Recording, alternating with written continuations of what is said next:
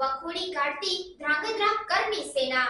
સમગ્ર ગુજરાત સહિત ભારતમાં પણ પરસોત્તમભાઈ રૂપાલા દ્વારા એક કાર્યક્રમમાં વાણી વિલાસ બફાટથી સમગ્ર ક્ષત્રિય સમાજમાં ઠેર ઠેર આક્રોશ સાથે રોષ જોવા મળી રહ્યો છે। ત્યારે શ્રી રાજપૂત કરણી સેનાના ગુજરાત મહામંત્રી કૃપાલસિંહ પ્રવીણસિંહ જાડેજા દ્વારા રૂપાલાના નિવેદનને સખ્ત શબ્દોમાં વખોડી કાઢ્યો હતો અને ટિકિટ રદ કરવા માંગ કરી હતી। આ સાથે ગોંડલ ખાતે યોજાયેલ સમારોહમાં રૂપાલા સાથે સમાધાન નથી થયું તેવું જણાવ્યું હતું। આ સાથે શ્રી રાજપૂત કરણી સેના ધ્રાંગધ્રા શહેરના પ્રમુખ રાજદીપસિંહ ઝાલા દ્વારા પણ પરસોત્તમભાઈ રૂપાલા દ્વારા કરવામાં આવેલ બફાટને સખ્ત શબ્દોમાં વખોડી કાઢી વિરોધ દર્શાવ્યો હતો। કોઈ પણ સંજોગોમાં ક્ષત્રિય સમાજ તથા કરણી સેના સાંખી લેશે નહીં, વિરોધ યથાવત રહેશે।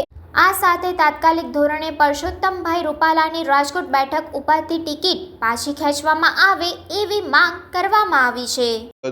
જય મા કરણી। હું કૃપાલસિંહ પ્રવીણસિંહ જાડેજા, શ્રી રાજપૂત કરણી સેના ગુજરાત મહામંત્રી। હાલમાં જે વિવાદ ચાલી રહ્યો છે પરસોત્તમ રૂપાલા વિશે, એના વિશે મારે એટલું કહેવું છે કે રૂપાલાએ જે નિમ્ન કક્ષાનું ક્ષત્રિય સમાજ વિશે નિવેદન આપ્યું છે તે ખૂબ જ ખરાબ છે અને નિંદનીય છે, પણ અમે એનો ખૂબ જ વિરોધ કરીશું। જ્યાં સુધી પરસોત્તમ રૂપાલાની ટિકિટ રદ ન થાય ત્યાં સુધી અમારો વિરોધ ચાલુ રહેશે। બીજી વાત એ કરવાની છે કે 2 દિવસ પહેલા ગોંડલમાં જે સંમેલન યોજાણું એમાં એવી વાત બહાર આવી છે કે આનું બધું સોલ્યુશન થઈ ગયું છે, સમાધાન થઈ ગયું છે। તે કોઈ સમાધાન અમારા સમાજ વતી નથી થયું। તે ફક્ત રાજકીય આગેવાનો હતા। અમારા સમાજના કોઈ 90 સંસ્થાઓ છે તેમાંનો કોઈ આગેવાન ત્યાં હાજર ન હતો, એટલા માટે એ સમાધાન શક્ય નથી અને સમાધાન જ્યાં સુધી ટિકિટ રદ નહીં થાય ત્યાં સુધી થશે નહીં। અમારી 90 સંસ્થાઓનો એક જ નિર્ણય છે કે આમની ટિકિટ રદ કરો અને આવનારા સમયમાં આ જો ટિકિટ રદ નહીં કરવામાં આવે તો આનાથી પણ ઉગ્ર આંદોલન અમારો સમાજ ગુજરાતભરમાંથી તાલુકે તાલુકે ગામડે ગામડે આનો વિરોધ કરશે અને એની જવાબદારી પરસોત્તમ રૂપાલાની રહેશે। એ પરસોત્તમ રૂપાલા એવું કહે છે કે મારા હિસાબે મારા પક્ષને સાંભળવું પડ્યું, તો એમને સામે ચાલીને એવું જ કહી દેવાય કે મારે ચૂંટણી નથી લડવી, મારી જગ્યાએ બીજા કોઈનો વારો આવે અને ઘણા સમયથી તમે સમાજની સેવા, દેશની સેવા કરો છો તો બીજા કોઈકનો વારો આવે તો આ બધું શાંતિથી સોલ્યુશન આવી જાય।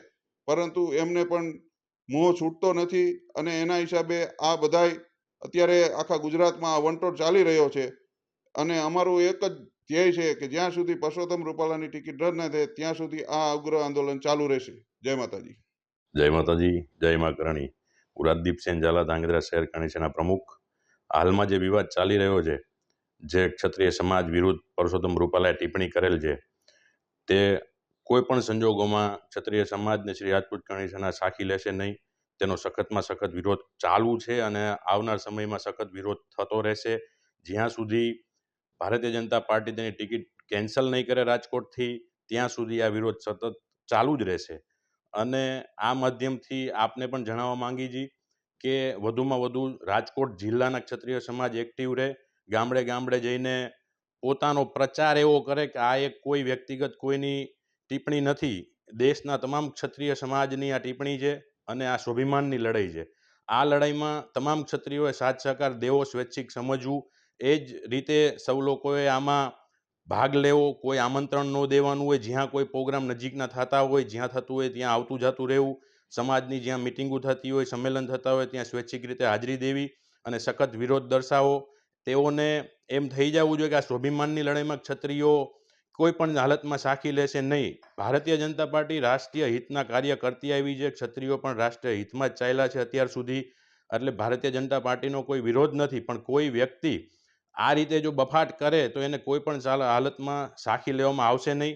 વધુમાં વધુ વિરોધ સખત બનશે, અમારા ઉપર દમન કરવામાં આવશે, એમાં અમારો વિરોધ એક અમને અંદરથી એવી શક્તિ મળશે વિરોધ કરવાની, એટલે એમાં અમે તૈયાર જ છીએ બધી રીતે, એટલે આવનાર સમયમાં જોઈ લેવામાં આવશે। અને બીજું આપના માધ્યમથી જણાવવામાં આવે છે કે આજરોજ સુરેન્દ્રનગર જિલ્લાની ક્ષત્રિય સમાજનું સંમેલન છે, તેમાં સાંજે 5 વાગે બહોળી સંખ્યામાં સુરેન્દ્રનગર જિલ્લાના તમામ ક્ષત્રિયો હાજરી આપે અને પોતાનો પ્રસંગ સમજીને આવે, વિરોધ દર્શાવવાનો છે। જય મા કરણી, જય માતાજી।